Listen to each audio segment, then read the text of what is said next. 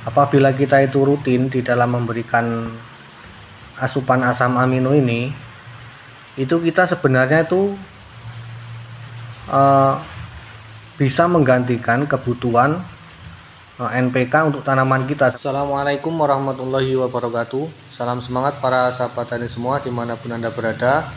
Semoga kita tetap dalam lindungan Allah Subhanahu wa Ta'ala dan diberikan rezeki yang melimpah, serta diberikan kesehatan serta umur yang panjang, dan semoga kita diberikan ilmu yang manfaat barokah, serta tetap kita diberikan kesemangatan di dalam kita menjalankan aktivitas, yaitu bertani. Walaupun di cuaca yang sangat ekstrim, curah hujan di mana-mana masih sangat tinggi, akan tetapi kita sebagai petani harus tetap semangat untuk kita menanam agar supaya kita bisa menghasilkan panen yang lebih maksimal lagi. Oke para sahabat tani semua, jadi walaupun cuaca ekstrim, kita tetap harus memberikan nutrisi pada tanaman kita agar supaya tanaman kita bisa tumbuh optimal, kemudian bisa berbuah ataupun menghasilkan produksi yang kita inginkan. Akan tetapi dengan curah hujan yang sangat tinggi, tentunya kita harus mengurangi kebutuhan yang namanya nitrogen agar supaya tanaman kita terhindar dari serangan layu fusarium, kemudian serangan-serangan lain yang disebabkan oleh tingginya nitrogen yang ada di lahan kita. Oleh sebab itu, di video kali ini saya akan membagikan tutorial ataupun sedikit memberikan cara agar supaya walaupun tanpa kita memberikan asupan nitrogen ataupun kandungan nitrogen yang tinggi, tapi pertumbuhan tanaman kita tetap bisa optimal, kemudian bisa menghasilkan produksi yang kita inginkan ya sahabat tani. Jadi nutrisi tersebut yaitu asam amino ya sahabat tani. Jadi sahabat tani semua jangan mengira bahwa yang namanya asam amino itu adalah suatu pupuk tambahan saja ya, atau nutrisi tambahan saja bagi tanaman kita. Apabila kita itu memberikan asupan asam amino, kita itu sebenarnya tidak perlu lagi ya memberikan NPK untuk tanaman kita. Apalagi pada musim hujan seperti ini, curah hujan yang sangat tinggi. Jadi kalau kita memberikan terlalu banyak nitrogen, itu dikhawatirkan tanaman kita itu rawan sekali terserang layu fusarium ya, ataupun serangan-serangan lain ya, yang disebabkan tingginya nitrogen yang ada di lahan kita. Oke ya sahabat tani ya, sedikit tadi saya jelaskan mengenai masalah asam amino ya. Jadi asam amino itu bukan hanya nutrisi tambahan saja ya, tetapi nutrisi yang sangat vital dibutuhkan untuk tanaman kita. Jadi jangan dikira asam amino itu lebih penting daripada NPK ya, karena dengan kita memberikan NPK itu tujuannya sebenarnya agar supaya tanaman kita mampu berfotosintesis dan menghasilkan asam amino yang dibutuhkan oleh tanaman kita, seperti itu sahabat tani. Kemudian mungkin sahabat tani timbul pertanyaan, dari mana kita bisa mendapatkan asam amino, seperti itu sahabat tani. Jadi sebenarnya di toko pertanian itu banyak ya dijual produk-produk yang mengandung asam amino ya, tanpa kita buat, kita beli di toko itu banyak. Akan tetapi di video kali ini saya akan membagikan tutorial ataupun cara kita membuat asam amino agar supaya kita itu tidak perlu beli ya secara gratis, Bahkan pembuatannya ini tanpa modal sedikit pun sahabat tani. Bahannya itu sebenarnya itu hama bagi tanaman kita. Jadi sekalian kita itu membuat asam amino, sekalian kita membersihkan hama yang ada di tanaman kita. Ayo kita cari bahannya. Saatnya panen bekicot sebagai sumber asam amino untuk tanaman kita. Dapat 1, 2, 3, 4, 5, 6, 7, 8. Sangat melimpah sekali ya sahabat tani. 9, 10, 11. Wah, banyak sekali sahabat tani sampai tak terhitung. Inilah sumber asam amino. Biasanya dia menjadi hama, sekarang kita balik menjadi makanan bagi tanaman kita. Cuma 1 menit dapat segini banyak. Oke ya sahabat tani ya. Jadi bahannya ya ini, bahan utamanya yaitu bekicot ya sahabat tani. Akan tetapi kalau sahabat tani semua itu ada yang fobia dengan hewan bekicot ini, karena hewan ini sangat berlendir ya. Itu bisa sahabat tani sedikit mengeluarkan modal, tetapi menggantinya dengan ikan ya, ikan laut ataupun ikan lele, itu bisa ya sahabat tani. Yang penting dia itu sumber protein sahabat tani, jadi bisa dibuat sebagai bahan untuk kita membuat asam amino. Selanjutnya bahan yang harus kita siapkan untuk membuat asam amino. Jadi yang pertama tentunya bekicot ya sahabat tani. Ini bekicot ini mengandung tinggi sekali kandungan protein. Jadi selain kandungan protein, dia juga mengandung kalsium. Kemudian ada zat kapurnya juga sebagai penetral pH tanah. Jadi dengan pengaplikasian asam amino dari bekicot ini, selain kita memberikan nutrisi tanaman kita, kita juga memberikan nutrisi sebagai pembenah tanah kita ya, yaitu menetralkan pH. Kemudian untuk bahan yang selanjutnya yaitu buah pepaya yang setengah matang ya sahabat tani, yang tidak terlalu matang.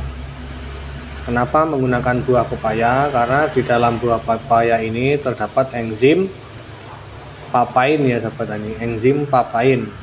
Jadi enzim ini mampu memecah atau mengurai protein ya sahabat tani, sehingga menjadi asam amino. Kemudian selanjutnya yaitu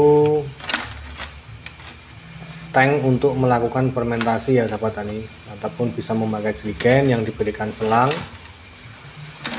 seperti ini sahabat tani ya. Seperti pada umumnya kita melakukan fermentasi, kita membuat alat seperti ini sahabat tani.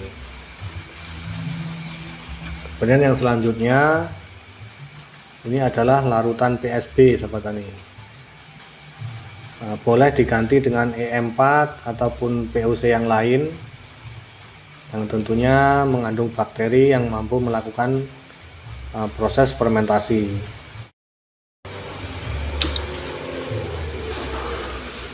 Bisa diganti dengan EM4, kemudian Jakaba, kemudian yang lain ya.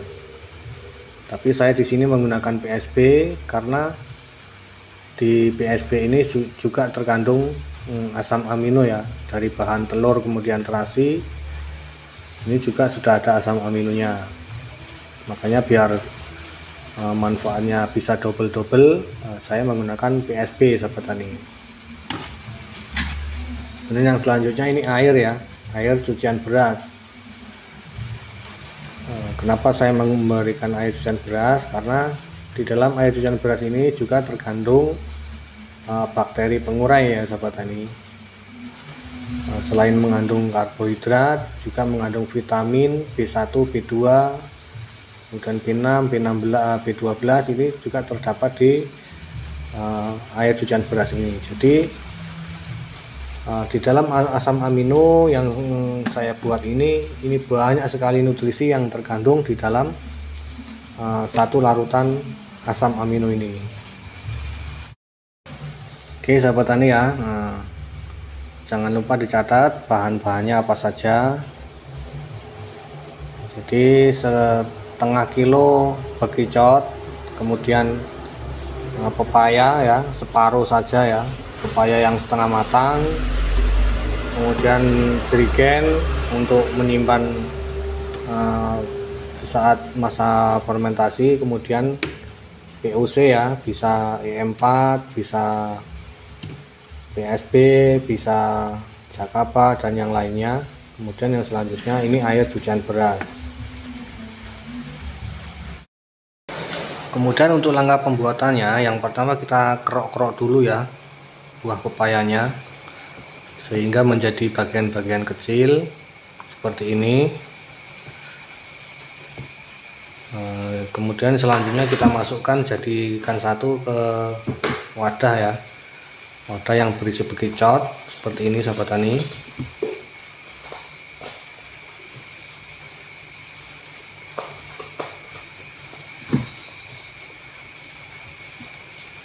Seperti ini ya, dimasukkan jadi satu. Nah, untuk yang selanjutnya kita tumbuk ya, jadi kita tumbuk jadi satu. Jadi bekicotnya kita tumbuk sampai benar-benar hancur ya sahabat tani, tercampur dengan buah pepayanya.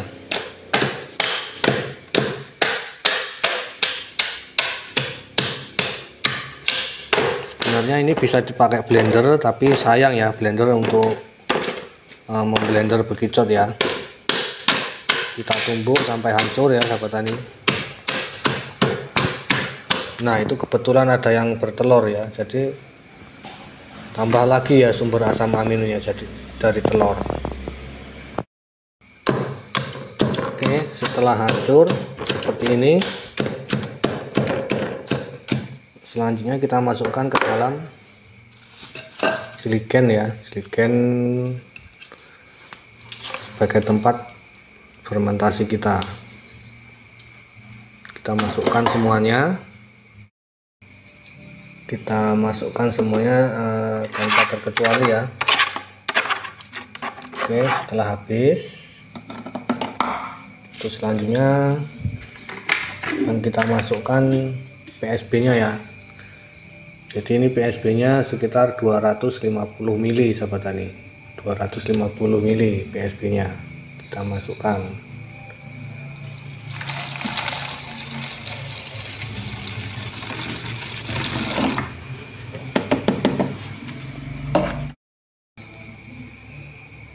Selanjutnya kita masukkan air cucian berasnya. Air cucian berasnya sekitar 500 ml sahabat tani. Air berasnya 500 ml ya. Jadi ini nanti jadinya larutan asam amino sebanyak 1 liter ya sahabat tani. Oke, setelah bahannya kita masukkan semua, dari bekicot, kemudian pepaya, selanjutnya PSB, kemudian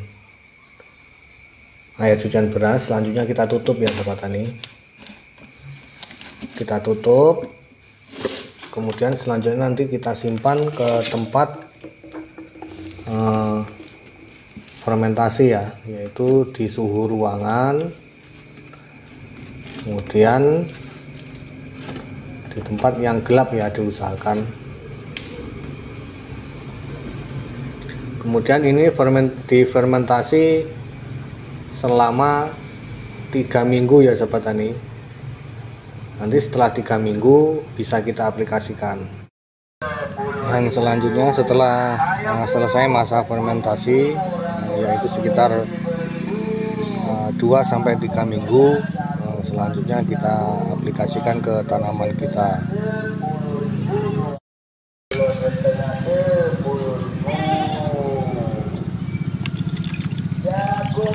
Jagung manis 2 kilo. Untuk dosisnya ya sahabat tani, dosisnya itu saya menggunakan 20 mili per 1 liter air ya sahabat tani. Dosisnya 20 mili per 1 liter air. Oke ya. Ini 20 mili, kemudian saya campur dengan 1 liter air. Selanjutnya diaduk, masukkan ke sprayernya ya. Dan kita tutup.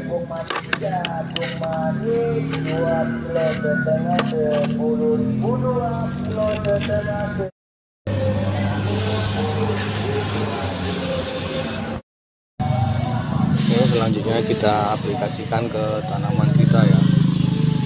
Caranya dispray dengan dosis 20 mili per 1 liter air ya.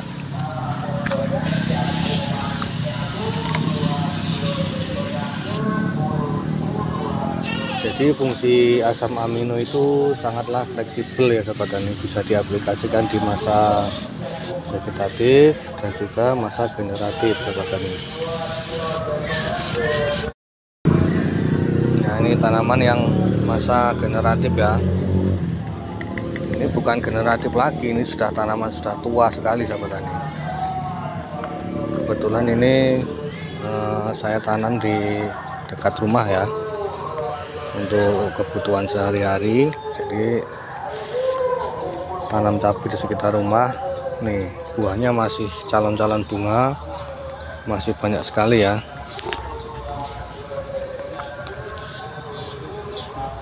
Walaupun daunnya keriting, ini udah keriting ya karena sudah sangat tua ini sahabat tani, tapi bunganya masih sangat produktif sekali. Kalau kita rutin memberikan asam amino, insya Allah tanaman kita itu akan berumur panjang.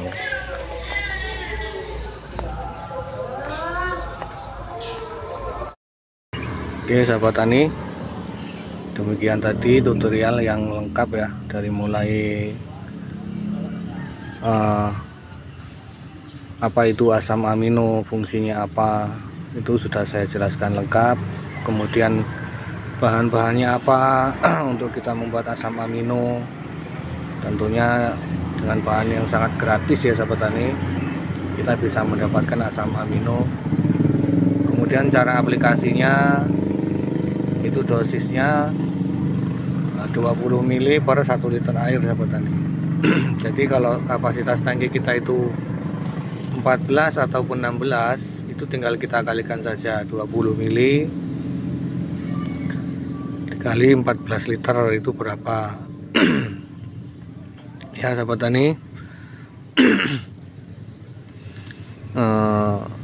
demikian tutorial yang dapat saya bagikan. Dan apabila ada kata-kata yang salah ataupun yang kurang berkenan, saya mohon maaf. Kemudian apabila ada kritik ataupun saran dan pertanyaan, boleh ditulis di kolom komentar. Jangan lupa didukung channelnya ya, dengan cara di subscribe, kemudian like yang sebanyak-banyaknya, agar supaya channelnya terus berkembang dan bersemangat di dalam berbagi ilmu dan pengalaman mengenai pertanian organik.